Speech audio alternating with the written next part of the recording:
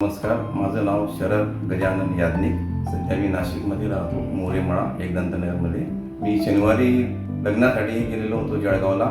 लग्न झाल्यानंतर आम्ही कार्यक्रम वगैरे करत होतो.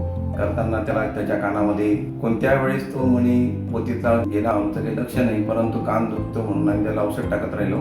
औषध टाकताना मग नंतर का दुखतो बा, मग सहज चेक केला तर आम्हाला तो मणी जे आहे का तेव्हा कानात गेला होता. आम्हाला वाटलं मणीच समजतो आणि तो मणीच आहे असं आम्हाला खात्री झाली. संध्याकाळी आम्ही दवाखान्यात जळगावला गेलो.